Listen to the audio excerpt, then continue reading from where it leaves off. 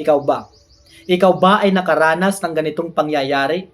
Ano ang illegal detention at arbitrary detention? Pag-usapan natin.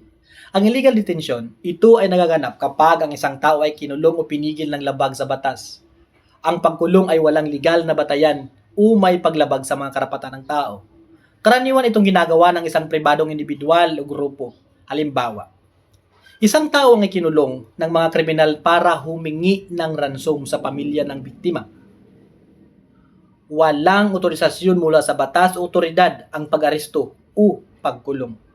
Samantala, ang arbitrary detention, ito ay nagaganap kapag ang isang tao ay ikinulong o pinigil ng mga otoridad ng walang sapat na dahilan o walang pagsunod sa tamang proseso ng batas. Madalas itong ginagawa ng mga opisyal ng pamahalaan o ng pulisya. Halimbawa, isang tao ang inaresto o kinulong ng pulisya nang walang warrant of arrest, walang sapat na ebidensya o walang nagawang krimen. Illegal detention, pagkulong o pagpigil na ginawa ng isang pribadong tao o grupo ng walang legal na batayan.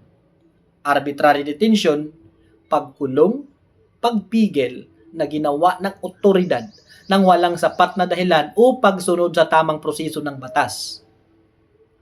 Ang pangunahing pagkakaiba nito, ang illegal detention ay karaniwang ginagawa ng mga pribadong individual o grupo ng walang legal na batayan. Habang ang arbitrary detention, ito ay ginagawa ng mga otoridad ng walang sapat na dahilan o pagsunod sa tamang proseso ng batas.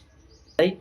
Alam mo na kung ano ang gagawin. Thank you for watching. Huwag kalimutang mag-like, follow, at mag-share para makatulong sa iba. Bye-bye!